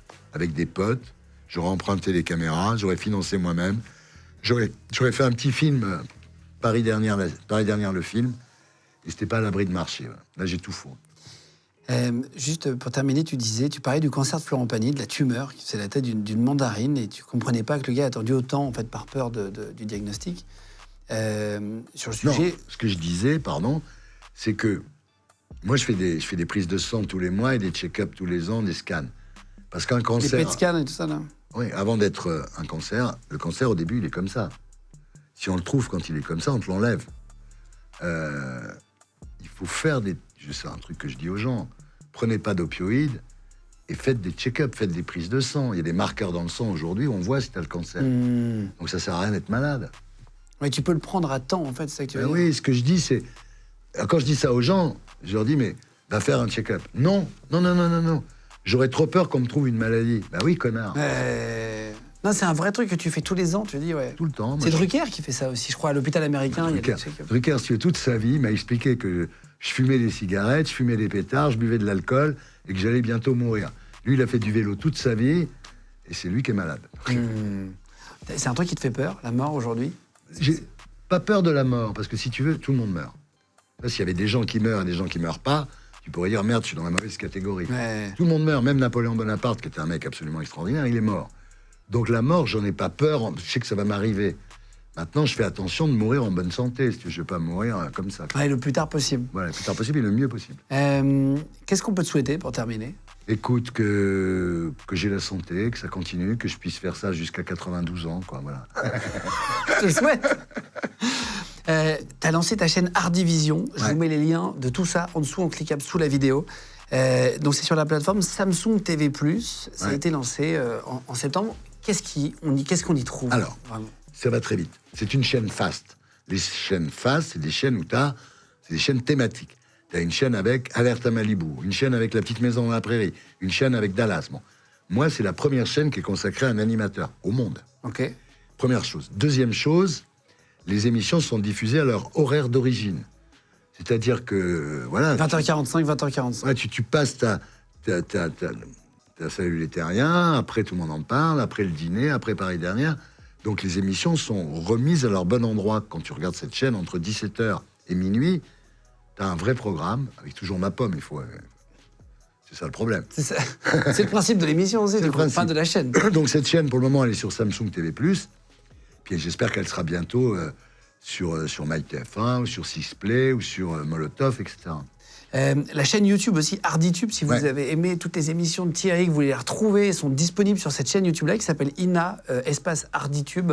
Il y a déjà plus de 500 000 abonnés. Si vous voulez vous abonner en 2 secondes, vous pouvez cliquer juste sous la vidéo pour le voir. Il y a toutes tes émissions dessus, sur Arditube? En fait, c'est classé par star internationale, star française, témoignages, humour, variété. Il y a des catégories. Et à l'intérieur de chaque catégorie, il y a tous mes invités. Voilà. Ok, donc on peut retrouver du Salut les Terriens. Quelle que soit l'émission, ils sont rangés comme ça. Il y a tout dessus, et ça marche très fort. Déjà, vous êtes des millions à aller les voir et tout. Je vous mets les liens. Oui, ça marche très bien, vraiment. Et alors, ton émission Hôtel du Temps, sur France Télé, on fait une blague parce qu'il y a 2 secondes, on me l'a dit dans le micro, alors que c'était prévu jeudi, c'est pour ça, a été nommée aux Emmy Awards. Putain, félicitations. Si tu veux, cette émission qui a été la chose la plus dure que j'ai faite professionnellement. Pourquoi? Sur le plan personnel, c'est sortir de l'héros. sur le plan de la télévision, c'est Hôtel du Temps. C'était une punition parce que j'étais obligé de demander l'avis des héritiers. Alors avec Avec les enfants de Jean Gabin, ça s'est bien passé. Avec le frère de Dalida, ça s'est bien passé. Les enfants Coluche, c'était une punition, ça dure 1 an. Mais bon, ça a été dur. Dur parce que problème de financement. Au CNC, ils m'ont dit, mais attendez, on ne sait pas si c'est du documentaire ou de la fiction, donc on ne vous donne pas d'argent. J'ai dit, mais vous ne donnez pas d'argent parce que c'est nouveau. Voilà, c'est ça, parce que c'est nouveau, tu vois, la France. Heureusement, le patron du CNC m'a aidé. Heureusement. Donc beaucoup de mal à la financer, beaucoup de mal avec les héritiers, un gros boulot, puisque tout ce que disaient les gens dans l'émission était vrai. Parce que le principe de l'émission, tu peux Le l'expliquer principe en de une phrase, l'émission, pour ceux qui c'est n'ont pas très vu. simple, c'est que, en fait, j'ai interviewé Dalida, Jean Gabin, Des gens Coluche, décédés. comme tu es en train de m'interviewer, et tu vois pas que c'est pas eux, quoi. C'est vraiment, c'est pas du deepfake à 2 balles comme Canteloup, tu vois, c'est chiadé, quoi. Donc ça a commencé par être acheté par les Américains Warner Brothers, qui veulent le faire dans le monde entier, et ils ont une bien meilleure idée que moi.